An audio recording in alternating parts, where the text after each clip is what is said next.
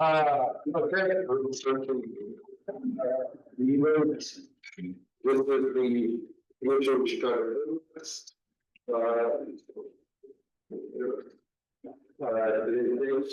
not public note. Sharon Miller, Jacobs, here, Commissioner Robles. Here. Commissioner Taylor, Commissioner Rubin, and I am Commissioner Wong.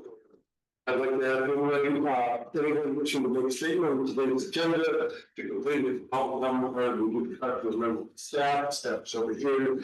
Numbers are available in zero.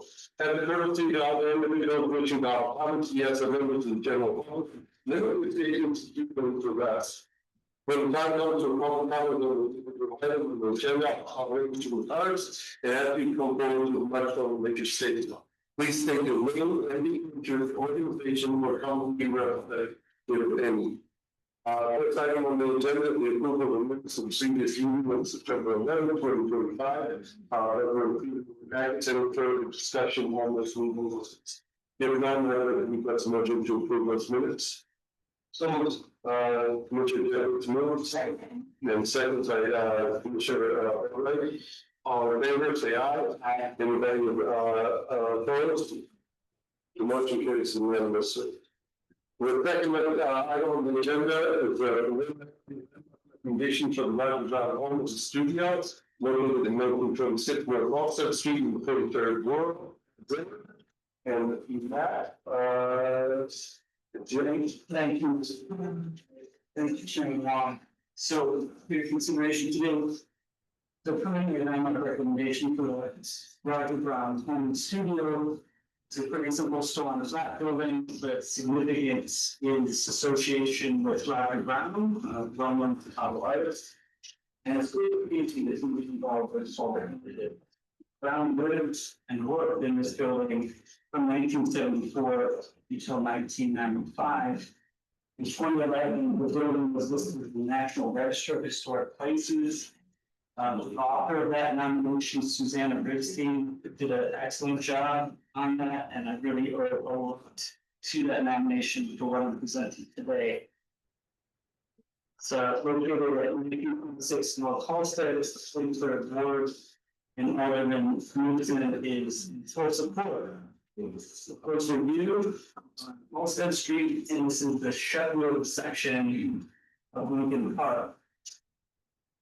So we recommend that the building is two criteria with landmark designation, including number one for heritage, and that would be the building's association with English business.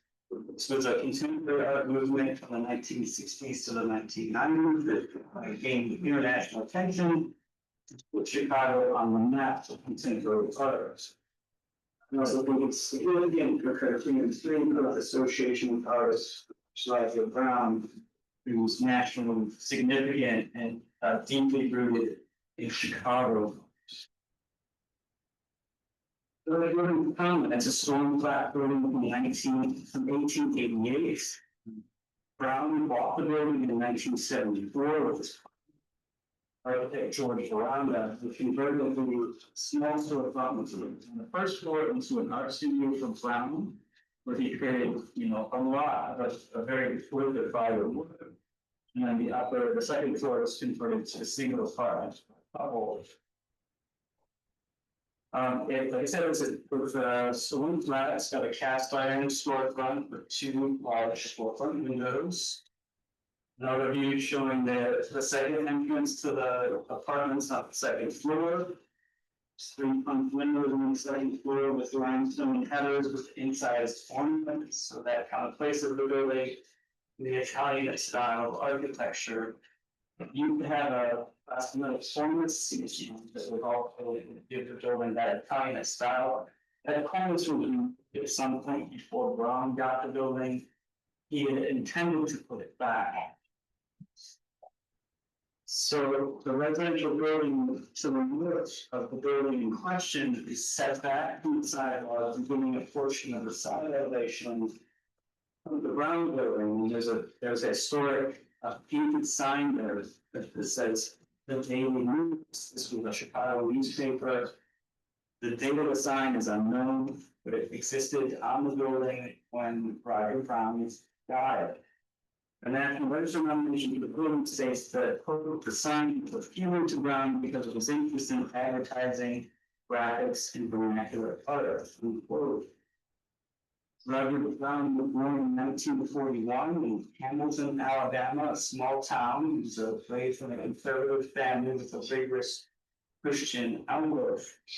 As a boy, he showed interest in art, which his family supported with art classes. After finishing high school in 1960, he enrolled in a small Christian college in Nashville with the intention of becoming a minister.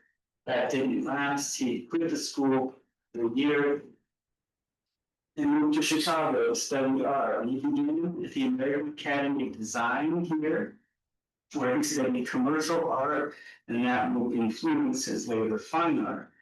In 1966, Brown enrolled in the School of the Art Institute of Chicago, or SAIC, where he earned both a Bachelor and Master's of Fine Arts degrees. There was an influential faculty at SAIC for Brown. One was Roy Rashida. He taught painting and urged his students to enrich their art with personal experience. That was unusual at the time. Yoshida also encouraged his students to visit Chicago's Maxwell Street Market, where they could get inspiration from everyday objects. This spurred in Brown a lifelong interest in collecting. Another important figure at the school was Whitney Halstead of the art faculty, of the art history faculty.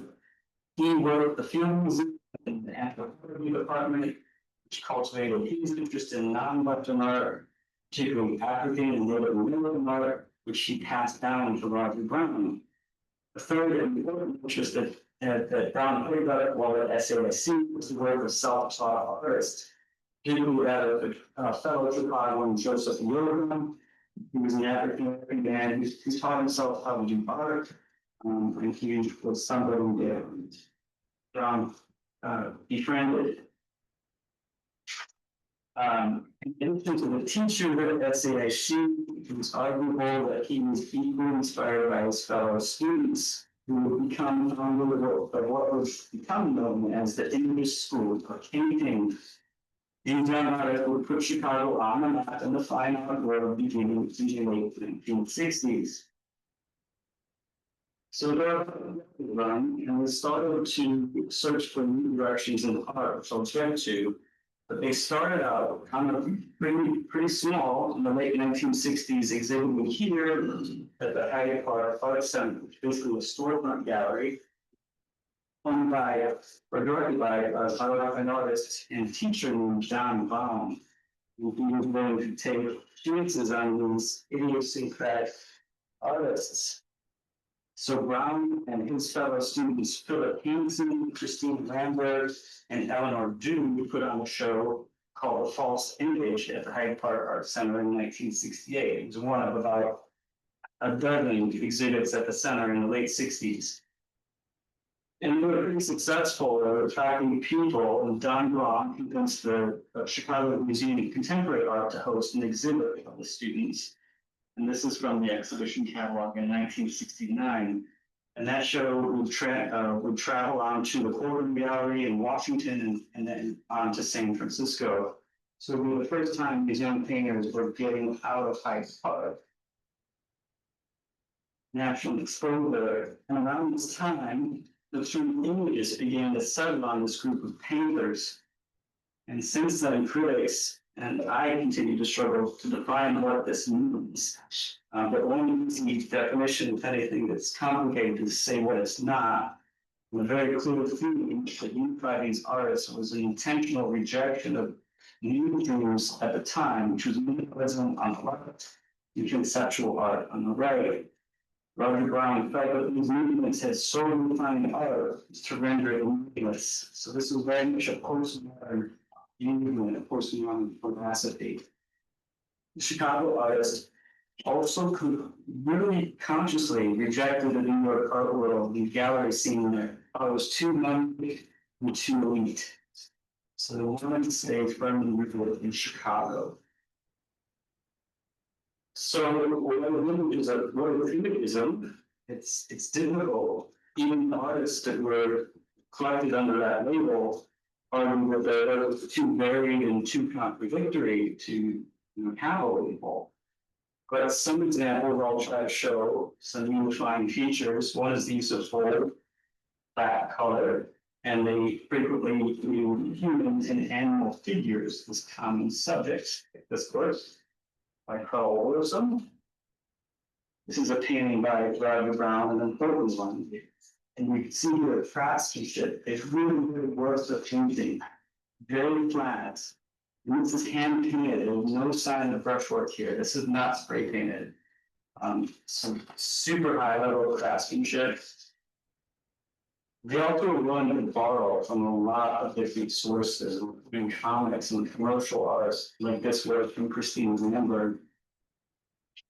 And I like to read the work with emotion, and I'm kind of showing the PG examples, but some of them really can be disturbing. But this is a fine work by Ed Patchy. So Roger Brown found a number of actors, painters that became important, but he was also a significant artist in his own right that was permanently in Chicago and at his place on Halsted. In the 1970s, he began exhibiting on his own at the Phyllis Cotton Gallery in Streeterville. One of his early exhibits was this disaster series of paintings at the Cotton Gallery. He started the show abroad in the 70s, just out of school. And he was, making some money, so he was able to buy 1926 North Halsted and renovate a building with his partner, George Veranda, who was an architect at C.F. Murphy. Now, by the 80s, Brown work began to be selected for major museum exhibitions. He was in his 40s. One of the really important ones happened in 1980 in London. As kind of a survey of the whole Imagist movement called Free Chicago. The cover exhibition catalog featured Brown's painting Land of Lincoln from 1978. And in the 80s, he also began to engage with important current events. For example, he donated a painting at Red called Peach Lake to Art Against AIDS, which raised funds for AIDS relief in 1987. And that probably another painter included Chicago's built environment in a way that Brown did throughout really a large body of work. This is from 1976. Dramatic landscapes were another big feature of Brown's work. You can see here. Really important work by Brown is right across the street. This is an Italian glass mosaic that was made in the Venice region of Italy. It's the flight of Atlas and Icarus. It's important mythology there about unbridled ambition. And this one of the last works, this is from 1997, another mosaic entitled Cook County and Howard Brown, the tradition of Hellbound. So this is at Howard Brown Health Center in Chicago that offers care to the LGBTQ community. Brown is a gay man who was diagnosed as HIV positive in the 80s. And by 1993, he was living with AIDS. He continued to paint and quite politically, he was ill. And in 1996, he donated his collection of art and objects and ephemera to, it was in 1926 North Halsted. He donated that to SAIC, and the school subsequently purchased the building.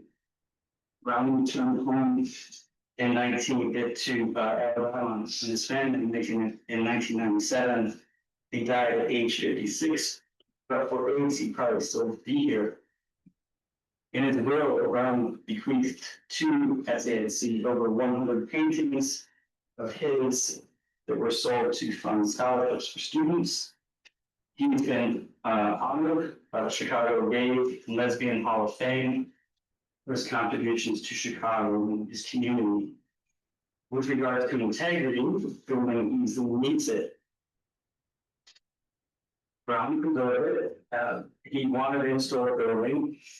And more recently, the School of Institute has been an excellent steward of the building, so the integrity is just fine.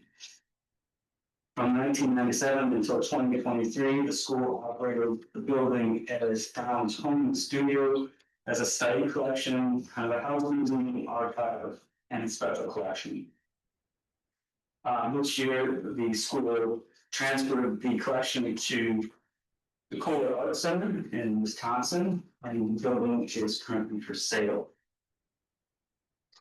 So we recommend that significant features be all exterior elevations, including roof lines of the building, visible on a public way, and the historic daily room sign painted on a common brick north elevation.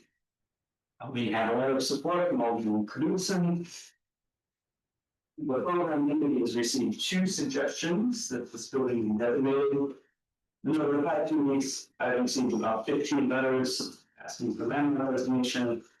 And we come from, but also from members of the community. So I'm happy to answer any questions. Thank you. Thank you. Does the commission have any questions for that? Just curious about the condition of the Daily News sign. Yeah, It looked like it was in pretty good shape. yeah, we call it a ghost sign, it's definitely fading. We don't believe that Brown retouched it in any way. So it's fading, but it's still quite legible, something that he attracted from. To add on to that, I guess the question I had was, there is no, as that sign is landmarked, there's no qualification to, or requirement to maintain it. That's right, if you continue to fade, now if somebody wants to or needs to repoint that part of the wall, we recommend that when that work is completed, that they try to restore the sign not to its original condition, but how it looks when the work begins. We're not going to ask the future owner to repaint the sign. If it continues to fade away, that's perfectly normal. As well as some clarity to the parapet wall. Yeah, so there was a sample mass, there was a little cornice there, we don't know what it looks like. We know that Brown wanted to put it back, so if future owner wants to put it back, we think they could and should. It would just be that the cornice match. Nobody would like to match a similar type of cornice from that vintage building. Any other questions for that? If not, I'd like to do several people kind of speak in this manner. Debbie Dodge. Please. I'm Debbie Dodd, member of the Board of Preservation Chicago, and a former student at SAIC, and was voted in support of landmarking this building. I personally spent a lot of time in it, and it was the home studio. It was great having his collection there. It showed the thinking of his world now. It is. So we're very glad this is up for landmarking and appreciate your efforts to make that happen. Thank you very much. Thank you. And John, I'm going to interrupt the public comments to ask whether the owner, I didn't realize you were here, if you'd like to make a statement. Mr. Chairman, the record, my name is David Greenfield from Crow Fairchild Mountain Branch, representing the School of the Art Institute. And I'm joined today by Alex Holmes, who is the Executive Vice President for Finance and Administration, and Leslie Darling, who's the Executive Vice President and General Counsel. We just have a very short statement, which is to say we're looking forward to working with the staff on fine-tuning the details of the designation as it comes before it comes back to commission, and we expect to work closely on all those details for productive reuse of the building. Second person to stand up is Susanna Rubstein. Should I come to a microphone? You're there. I have a little, as Matt mentioned, I the national examination in 2010, 2011. So that's my history with the building. I'm alumnus of the School of the Art Institute of Chicago's Preservation National Program, and was in that was sort of work with the longtime curator that I wrote that nomination, which was supported at the time, SAIC. The property has all the same historic integrity at the time and in the last 15 years, I think the significance is only grown. I also co-authored an op-ed more recently in the Tribune, about preservation of the building and one letter that has now been signed by 600 people, advocating for the preservation. I don't need to repeat anything that Matt already said about, the historic significance and meeting, the Herman criteria. So I just wanted to talk about the cultural impact of the decision, because that's something that I can speak to. I was struck when I was reading the responses to our opponent said that this property was instrumental in their decision to pursue creative work in Chicago. Artists, musicians, curators, architects, designers, dozens of people said that they chose to move to Chicago and to contribute to its art design communities, specifically because of the display at Dr. Brown's home and studio of his work. Along with institutions like ASAC itself, this property are the ones that attract their team and enrich the creative workers that need the city free. And they can continue to do so if we protect them.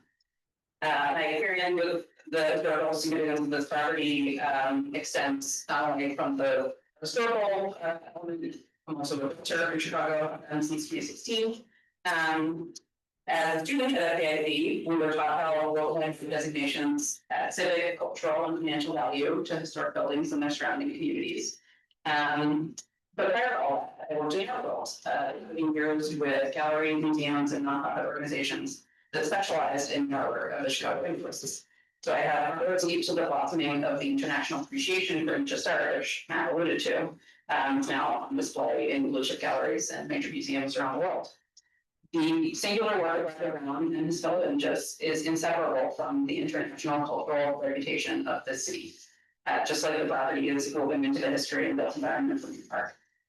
Naming Whitaker Halstead is by far the most intact and well-known landmark of Chicago imagism, which is itself arguably the single most significant movement in our city's modern history.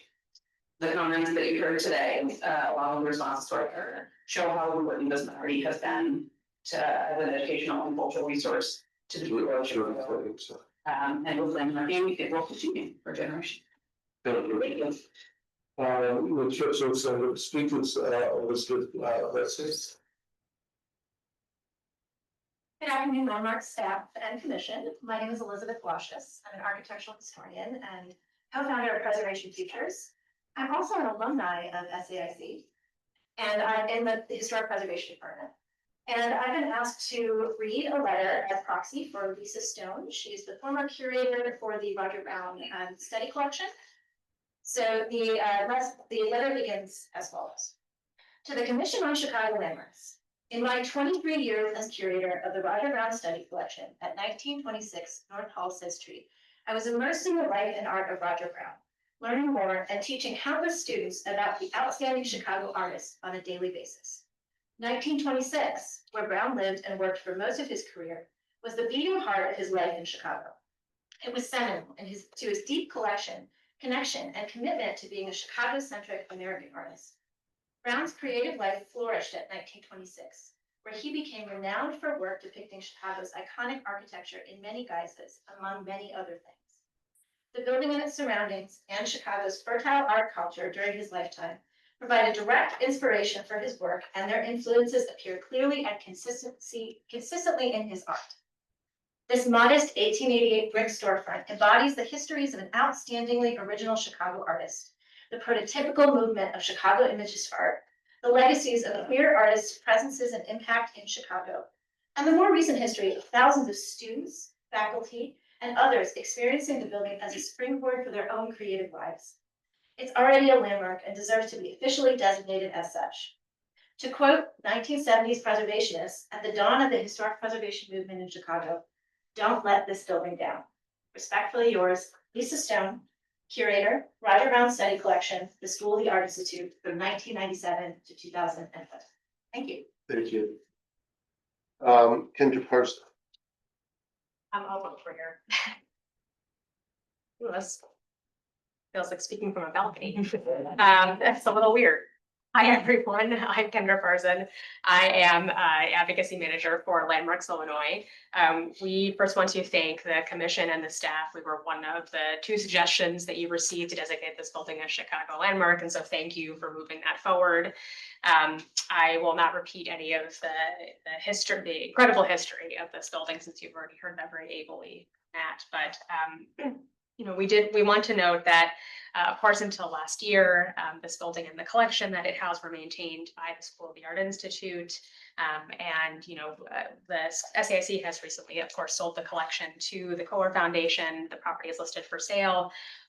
Although it's individually listed in the National Register of Historic Places, thank you, and with gratitude to Susanna. It currently does not have any local designation. It's not orange rated. It's very vulnerable to demolition. And we also recognize that SAIC has stated that the potential new owner intends to preserve it. That's great news. Without landmark designation, there's no guarantee against it being demolished in the future. Landmarks Illinois previously called attention to the very high rate of demolition in this area of Chicago, including listing the Sheffield National Register Historic District in our most endangered historic places in Illinois in 2019. So you know, we recognize that this building will continue potentially to be developed to be vulnerable to demolition. We encourage you to vote in favor of that preliminary landmark designation and protect this irreplaceable piece of Chicago's art history. Thank you. Nobody else is signed to speak. Is there any further discussion with the commission? If not, I'd like to request a motion to adopt the preliminary landmark recommendation. Roger Brown, Pullman Studio. It's moved by Commissioner Rubin. Is there a second? Second, Commissioner Fair. Commissioner Boakley. Yes.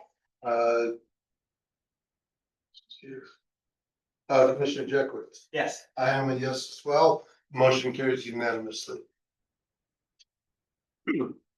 Next item on the agenda is the Central YMCA headquarters located at 19 South Street. Is also preliminary landmark recommendation in the 34th Ward and Dan's Hybrid. So. Good afternoon, Commissioners. For your consideration today is a preliminary recommendation for landmark designation of the Central YMCA headquarters, an early loop skyscraper built initially in 1893 with a major addition in 1913. The building housed the Central YMCA from its initial completion until the 1970s and reflects the YMCA's growing presence and popularity in Chicago in the late 19th and early 20th centuries. For orientation, the building is located at 19 South LaSalle Street in the heart of the loop. It is located in the 34th Ward, represented by Alderman Conway. A closer view shows the building's exact location, the northeast corner of South LaSalle Street and West Arcade Place is indicated on the map for you. Staff recommends that the Central YMCA headquarters meets 3 criteria for landmark designation, including criterion 1 for heritage, specifically for the social, recreational, educational, and administrative functions it fulfilled for the YMCA in Chicago for decades. The Young Men's Christian Association, or YMCA, was started in England in 1844. It was originally an evangelical and social organization for young men. Its stated mission was the spiritual and mental improvement of young men by any means in accordance with the scriptures. In the United States, the growth of YMCA chapters in various cities was a strategic response to the rapidly evolving economic, political, and cultural landscape in America's burgeoning urban centers. More specifically, the YMCA sought to mold its members into the ideal of Christian masculinity in contrast with the temptations of the saloon, billiard hall, and other vices. The Chicago chapter of the YMCA was founded in 1858 by the city's leading businessmen and philanthropists. Its early history is heavily tied to Dwight Lyman Moody, a cadet left, himself an evangelist and president of the Chicago YMCA. In 1867, Moody led the construction of Farwell Hall on Madison Street at LaSalle, the first purpose-built YMCA building in Chicago. The middle picture. The building housed a reading room, parlor, and library, but the largest space in the building was devoted to a 3,500-seat auditorium. one of the largest in the city at that time, where Moody could host his evangelist revival meetings. This building was destroyed by fire in 1868, and its replacement structure was destroyed by the Great Chicago Fire of 1871. The third Farwell Hall was completed in 1874 and is pictured at right.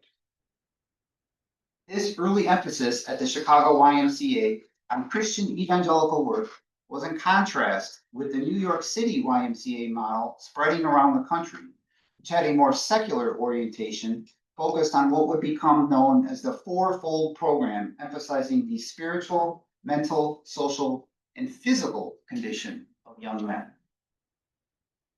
Indeed, during the 1880s, it became clear to many Chicago YMCA board members, including Cyrus McCormick Jr., pictured at left, that the mission of the Chicago YMCA should emphasize athletics and recreational activities similar to the leading YMCAs on the East Coast. They further agreed that the Farwell building on Madison Street was not up to par with where the Chicago YMCA should be. After some delays, by 1893, under new leadership at the Chicago Y, 14-story building pictured in the middle at LaSalle and Arcade was largely completed. This building housed a wide array of recreational facilities, including bowling alleys, a swimming pool, woodworking areas, handball and tennis courts, and even a small observatory on top of the West Tower. It was designed to provide enough space for the Y's programming as well as branch office needs and approximately 40,000 square feet of additional private commercial office space to offset its expensive location. By the early 1900s, membership had increased greatly at the Central Y, and the organization needed even more space to fulfill its mission. In 1913, an addition of 4 stories replaced the original building's pyramidal roof. The image on the right is the building that resulted from this change and is largely the building that we see today. Before you now are some interior historic images of the gymnasium space in the building. At left, it looks like an exercise program, while at right is likely a basketball game, half court, most likely. The double height gym at the rear of the 5th and 6th floors was said to be one of the finest in the country and had a mezzanine level running track and steel truss roof. Directly below the gym was a system of lockers, showers, and dressing rooms, in addition to club-like spaces that had come to characterize urban YMCAs. In addition, from the beginning, the YMCA offered an educational focus among its programs. For example, in the early 20th century, the Central Y offered English and citizenship classes to immigrant residents and opened its departments to serve the city's Chinese, Japanese, and African American communities, among other functions. However, by the 1920s and 30s, as the city's neighborhood YMCA centers, as well as the city's park system and other private leisure activities greatly expanded, the Central YMCA's emphasis on physical fitness programs was increasingly replaced with more educational offerings. In 1924, the building housed an accredited junior college. During the Great Depression, a day college was established, and by 1933, the day college had expanded to a 4-year college. The above 1939 ad from the Chicago Tribune highlights the Central YMCA's college's School of Arts and Sciences and School of Commerce, which billed itself as coeducational with flexible course schedules and low tuition. All told, throughout its years, and as its programming needs changed, the Central YMCA building served thousands of individual Chicagoans, contributing to their intellectual, social, spiritual, and physical growth. Staff also believes that the building meets criterion 4 for architecture as an early example of a steel frame skyscraper in Chicago, which combined classical ornamentation with Chicago school structural expression. The 16-story Central Y is situated on a long, narrow lot with approximately 53 feet of frontage along LaSalle Street. This is the building's primary facade. It is clad in stone at its 3-story base, which wraps around to Arcade Place, while upper floors are clad in white glazed brick and terracotta. This main portion of the facade is broken into 6 sections via multiple cornices, each with distinctive patterns of fenestration and ornamentation. As you can see from the image at right, these patterns of ornamentation also partially wrap around the building all the way to the top along Arcade Place. This primary facade expresses the classical ornamentation that was typical of many like late 19th century skyscrapers. It also reflects the work of William Mundy's contribution to the building with its historically inspired detailing. Here are some more details of that historically inspired ornamentation, details of the base and of window openings, as well as details of the upper facade. Contrasting with the LaSalle facade, on its south facade along Arcade Place, beyond the wraparound base, you can see how the building is far less adorned and expresses its steel frame more directly. This section of the building is primarily clad in white glazed brick and is where the building meets the influence of William LeBaron Jenney with its Chicago School structural expression. Staff also believes the building meets criterion 5 as the work of significant architects, for the original 1893 building was designed by the architectural firm of Jenney and Mundy, with the addition from 1913 completed by its successor firm, Mundy and Jensen. William LeBaron Jenney was born in 1832 in Massachusetts and is widely known as being the father of the skyscraper, the first architect to use metal skeleton frame construction in the design of a tall building, which at the time was the home insurance building in Chicago, completed in 1885, demolished in 1931. This invention, if you will, made it possible for exterior masonry walls to no longer have to be load-bearing and instead relied on a structural frame system that made curtain walls possible. For the original 1893 YMCA Central Building project, Jenney was part of the firm of Jenney and Mundy, also named for his partner, William Bryce Mundy. William Mundy, pictured in the middle, born in 1863, initially joined Jenney's firm as a draftsman in 1884 before becoming a junior partner in 1891. Although Jenney and Mundy designed several tall office buildings together in the central area during their 14-year partnership, the Central YMCA headquarters is one of only 2 left in the loop by this duo. The other is the New York Life Building just down the street at 37 to 43 South LaSalle, constructed in 1893 to 94, and also a designated Chicago landmark. While not in the loop, another building that does survive by the team is the Ludington Building at 1104 South Wabash, built in 1891, and a designated Chicago landmark. The building on the right is the Isabella, located at 21 East Faneuil. It was constructed in 1892, but demolished in the 2000s. When the 4-story central Y addition was commissioned, the organization turned again to its original chosen architectural firm, now named Mundy and Jensen after Jenney's death in 1907.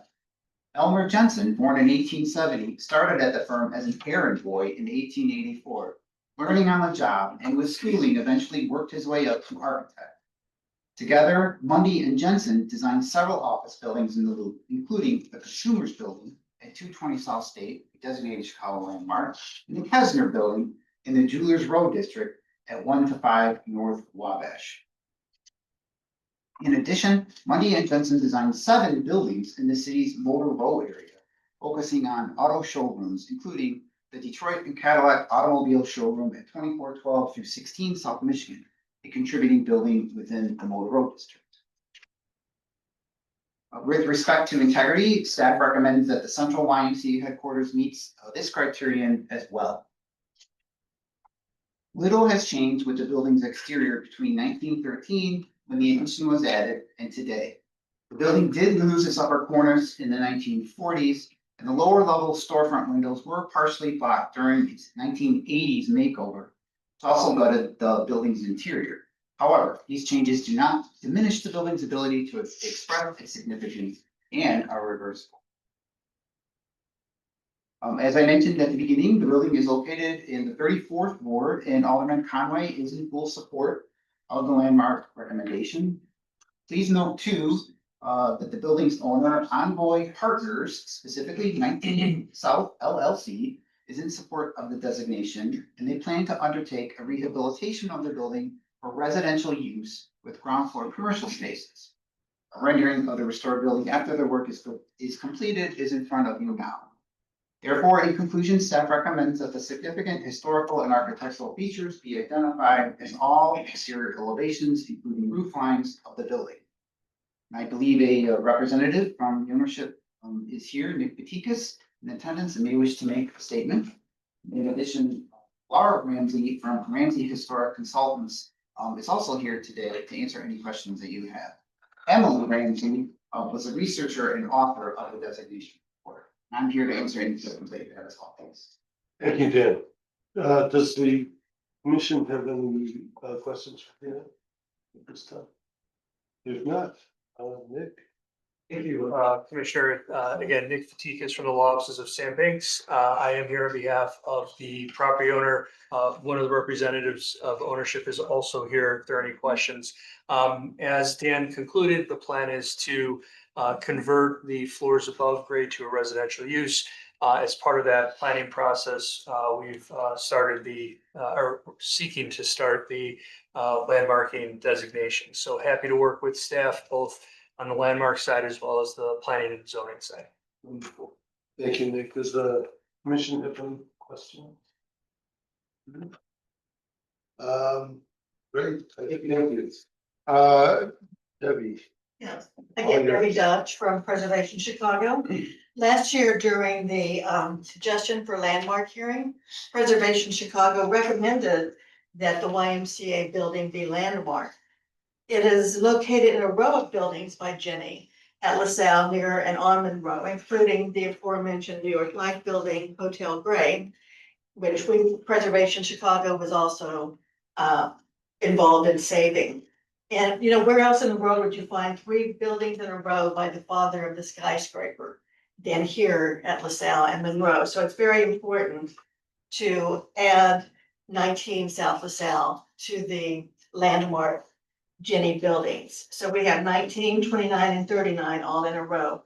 And we're happy to hear from the owner of the building that they are interested in pursuing such a valuable renovation project on this job. So full support for moving ahead with this. Thank you very much. Thank you.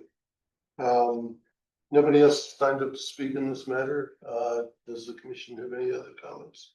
I will want to mention, Nick, Commissioner Boatright was kind enough to notice that the alley has this wonderful opportunity.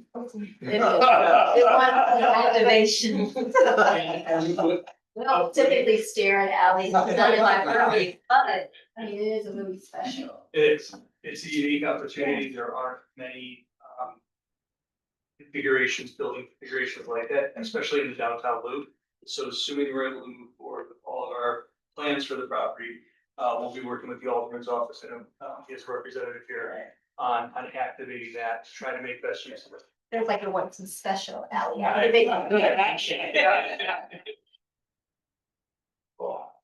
Okay, there are no further comments. I'd like to request a motion to adopt the preliminary landmark recommendation for the Central YMCA headquarters building at 19 South LaSalle. Is there a motion? Moved from Commissioner Jacobs, second by Commissioner Boatright. Commissioner Fair. Yes. Commissioner Rubin. Yes. And I am a yes as well. The motion carries unanimously. Thank you. Thank you. Next item is the report from BBD for the original Providence Baptist Church located at 515 North Pine Street. And the 37. The proposed designation of the original Providence Baptist Church building does not raise any concerns or issues from a planning perspective. So I do not have a formal report from the commission, but I would like to say that I recommend approval. Any questions for Commissioner? There are nobody signed up to speak in this item. Therefore, oh, We did. Debbie? Yeah. Well, this was another suggestion by Preservation Chicago to move forward with a designation, and it came from our work and advocacy at Greater Union Baptist Church. Members of that leadership asked us to help them submit this building in the Austin community for designation because it has a very historic background in Black congregations. It's in fact, it's one of the earliest Black congregations in the city. And over the years, it was forced to many different locations. So we feel that it's very important to move forward with landmarking the location where they are now. And like we said, it was requested of us by the Greater Union Baptist Church congregation. So that would be fulfilling the hopes and dreams of several congregations in Chicago. Thank you. Appreciate that. Nobody else has signed up to speak, so therefore, no report to accept. The action item before us is to vote to continue with the designation process. Therefore, I'd like to request a motion to take the next step in the designation process to request consent from the property owners. Is there a motion? So move, Commissioner Fair, and a second. Second. Second, Commissioner Rubin, Commissioner Bowe. Yes. Commissioner Jenkins. Yes. And I am yes as well. The motion carries unanimously. Thank you. Okay, there's a report for the public hearing and final landmark recommendations for the Bankers Building located at 105 West Adams Street in 34th Ward. A public hearing was held on September 16th regarding proposed landmark designation of the Bankers Building at 105 West Adams Street. Commissioner Tolliver was the hearing officer, but he's not able to attend today's commission meeting, so I'll be giving the report on behalf of the commission. Before I give the report, let me reiterate that the public hearing was a forum for introducing evidence and cross-examining witnesses for the proposed designation. The commission has received copies of any received correspondence, as well as transcript and exhibits from the public hearing. However, I will allow brief comments from property owners should they wish to address the commission. Okay, here's the state. No. So, the public hearing on the proposed landmark designation of the Bankers Building located at 105 West Adams was held on September 16th at 10 a.m. 1003A City Hall, 121 North LaSalle Street. It should be noted that prior to the convening of the public hearing, one of two owners of the Bankers Building, BRE Quad Illinois Owner LLC, had requested that the hearing be postponed. So too did CW Capital Asset Management LLC, an entity that will soon likely be taking title to the BRE Quad Illinois Owners LLC's property. Prior to convening, I, as chair of the Commission of Chicago Landmarks, had reviewed these written requests and it decided not to delay the hearing and to proceed with the landmark designation process. The purpose of the hearing was to gather relevant facts and information to assist the commission in deciding whether the building meets the criteria for landmark designation set forth in section 2-120-620 of the municipal code. Commissioner Tolliver was the hearing officer on behalf of the commission. Copies of the public hearing transcript, commission documents, and statements submitted at the hearing have been distributed to commission members. Originals of these documents have been made available to the commission members and the public at the Historic Preservation Division's office. The commission staff's presentation recommending the proposed landmark designation was given by Matt Crawford, coordinating planner and author of the preliminary summary. At the conclusion of the staff presentation, the commission's rules and regulations allow property owners to question the staff's presentation and or become parties. Neither of the two owners questioned staff, but both requested and were granted party status. BRE Quad Illinois Owner LLC was represented by attorney Deborah Leffler. Ms. Leffler stated that her client had not taken a position in favor or opposition to landmark designation of the building. Rather, she renewed the owner's request to postpone the hearing by 60 days. This request was not granted as it had been previously considered by the chair. The second owner of their building, 105 Adams Development LLC, also requested and was granted party status. Their attorney is Liz Butler, who made a statement in support of the landmark designation. A third organization, CW Capital Asset Management LLC, has submitted a bid on BRE Quad Illinois Owners LLC's property in the building. Their attorney, Mara S. Georges, requested party status. This was granted as CW Capital Asset Management will soon likely take title to the property. Ms. Georges stated that her client opposes landmark designation of the building, and she renewed CW Capital Asset Management's request to postpone the hearing. This request was not granted as it had been previously considered by the chair. After presentations by parties, members of the public made statements. 11 members of the public spoke in support of the landmark designation of the building, including representatives of Abundant Housing Illinois, R2 Companies, Mid-America Carpenters Regional Council, Toro Construction, Preservation Chicago, Chicago Loop Line, Chicago and Chicago Central Area Committee. No members of the public spoke in opposition to landmark designation of the building. The total length of the hearing was 1 hour and 24 minutes. Okay. I'll call on the property owners if you'd like to make a statement. Just briefly, thank you, Chairman and members of the commission. My name is Liz Butler, with the law firm of Capps, Titanius and Hollister, located at 111 East Wacker Drive in Chicago. I represent 105 Adams Development LLC, the owner of the majority of the Baker's building at 105 West Adams. And on behalf of the owner, I'm pleased to present a statement in strong support of the proposed designation of 105 West Adams as a Chicago landmark. The city selected the subject property for participation in the LaSalle Reimagined program, which emphasizes historic preservation and the adaptive reuse of significant structures in the LaSalle corridor. This transformative project will convert 400,000 square feet of vacant office building into 400 new residential units, of which 121 will be affordable units. And consistent with the requirements of the LaSalle Reimagined program, and as a condition of the city financing, the owner has consented to the city's proposed landmark designation of the property. As staff detailed in their presentation, in 3 prior hearings, the Baker's building clearly satisfies criterion 1, 4, and 5 of the landmarks ordinance. This designation also advances the landmark ordinance's broader purposes of preserving the character and vitality of the central area, promoting economic development through rehabilitation, and conserving and strengthening the city's property tax base. My client consents to, supports, and welcomes this designation as part of its stewardship of the property and fully embraces its alignment with the city's adaptive reuse preservation goals.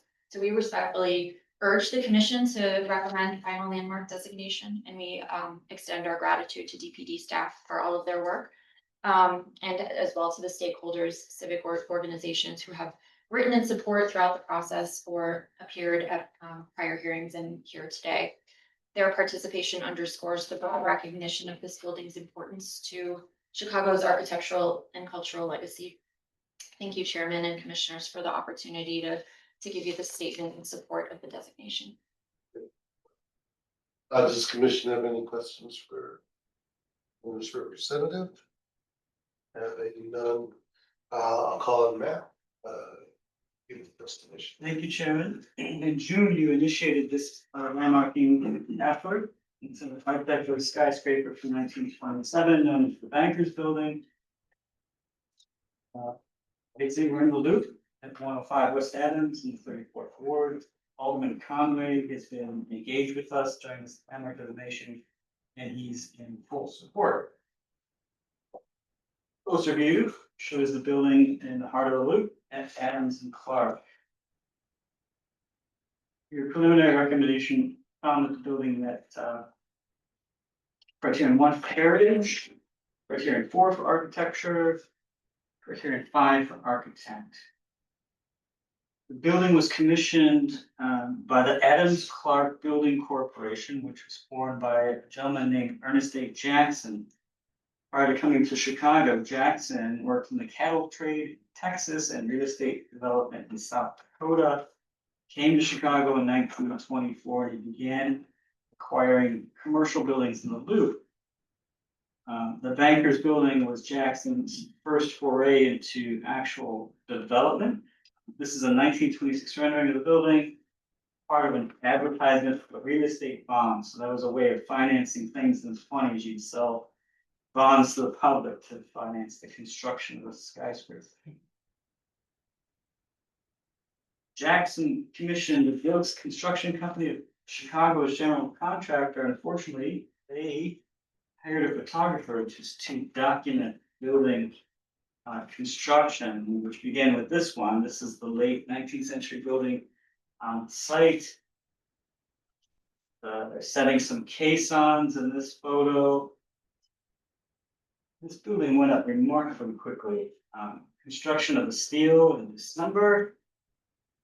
By January, the base of the building is already getting clad. February, we're nearly topped out. Early spring. The building was ready for occupancy in the summer of 1927. So it was put up in about 5 days per floor. 240 working days. That would be something we'd be really jealous of today.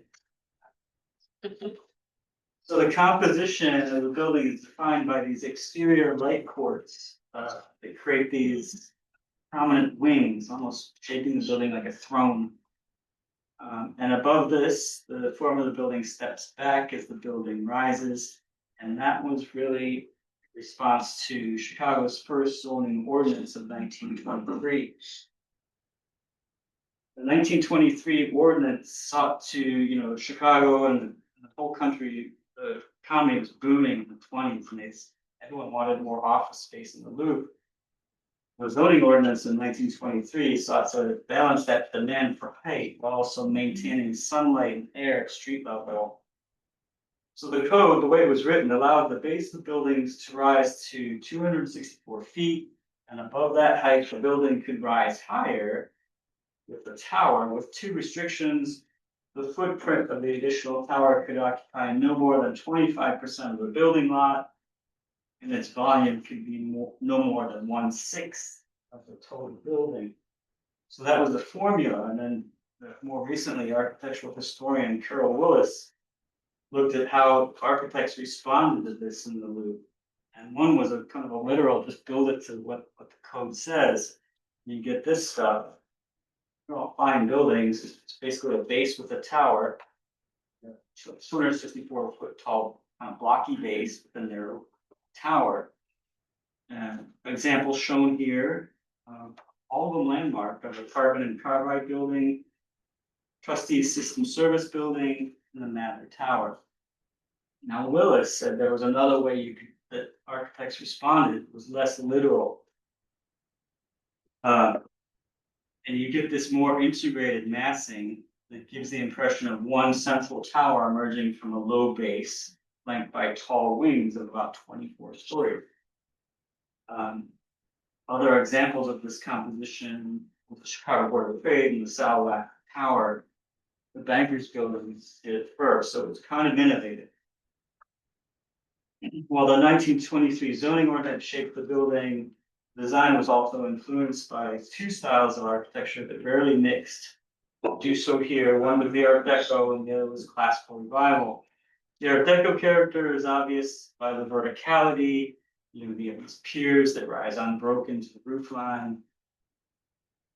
And then you have these setbacks as the building gets taller, it gets narrower, so it kind of reinforces this idea of verticality, super Art Deco. So that was progressive. But the Bankers Building, because it was catering to finance people, also wanted to put some Classical Revival character on the building.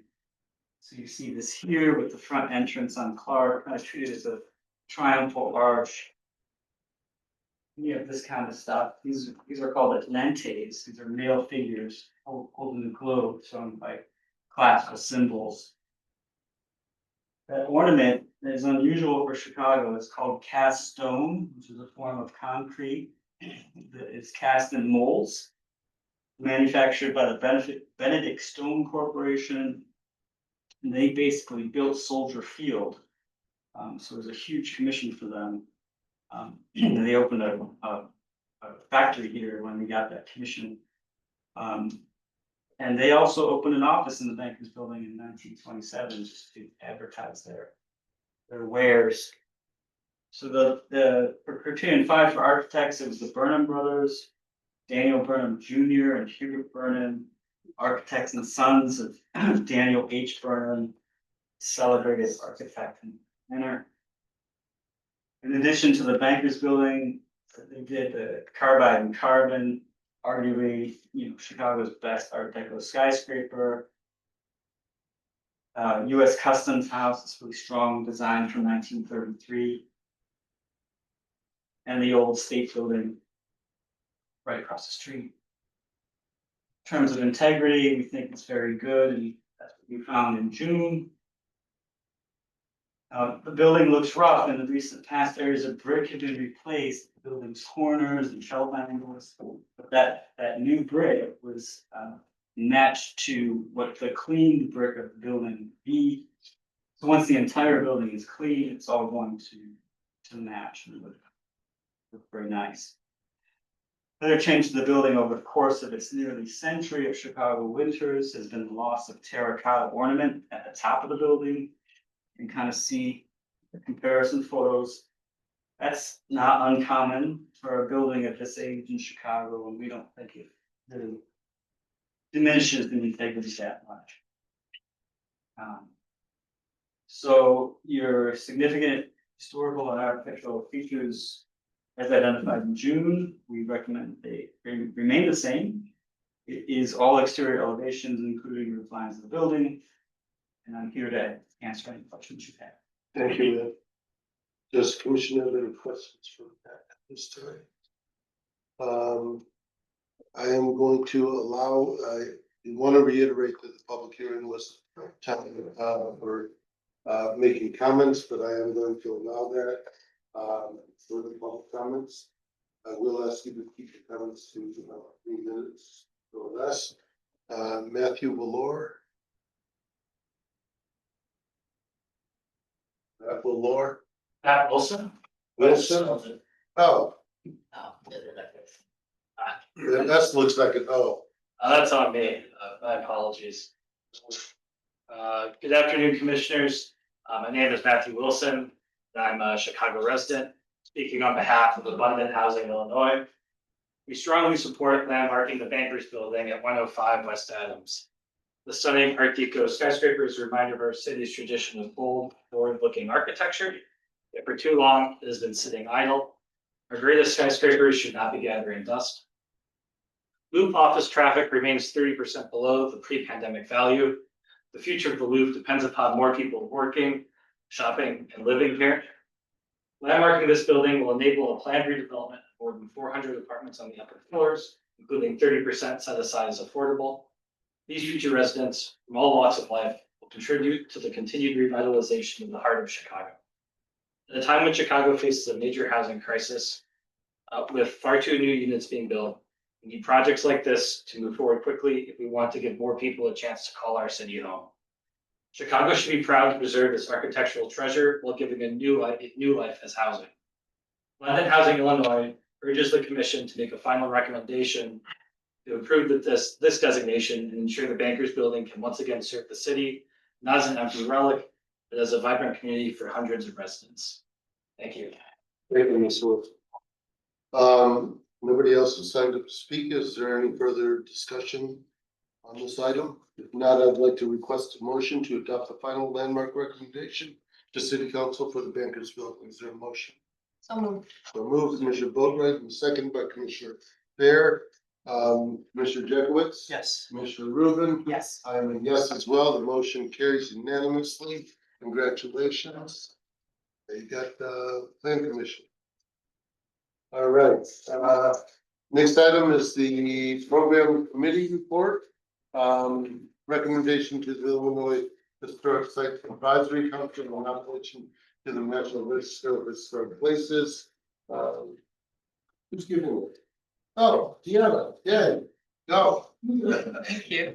The program committee met on September 18th to hear public comments on 11 suggestions for possible Chicago landmark designation that were received from the public since the previous program committee meeting in May.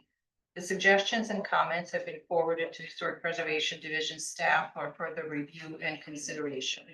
No action by full commission is needed. The program committee also reviewed on behalf of the full commission one nomination for the National Register of Historic Places. The commission's review of this nomination is under its authority as a certified local government under the National Historic Preservation Act. This gives the commission an opportunity to comment on National Register nominations for Chicago properties. The nomination listed on today's agenda is J.P. Smith Shoe Company Factory at 223 West Erie Street in 42nd Ward.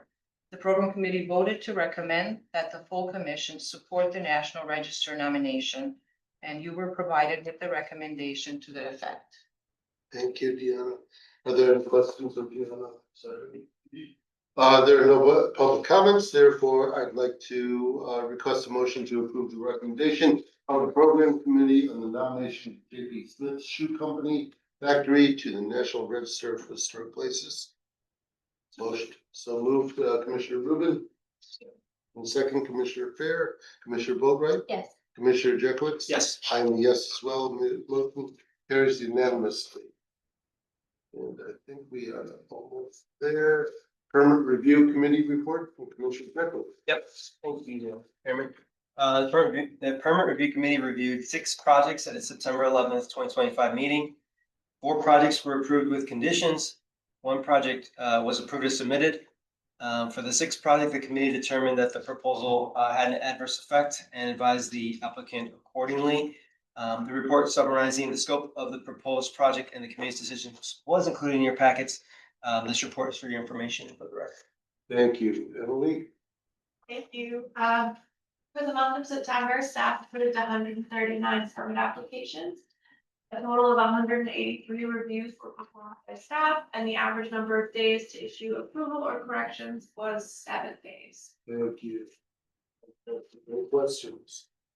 None. The next item on the agenda is a public hearing of proposed landmark designation pursuant to 2-120-670 through 2-120-680 of the municipal code. The announcement that the Humboldt and Sacramento extension to the Logan Square Boulevards district, primarily the 1600 to 1900 blocks of North Humboldt Boulevard, the 1000 to 1100 blocks of North Sacramento, and the east side of the 900 block of North Sacramento Boulevard. That date will be on Wednesday, October 22nd at 10 a.m. At City Hall on the 11th, this room, 11th floor, 1103, and the hearing officer is Commissioner Fulton.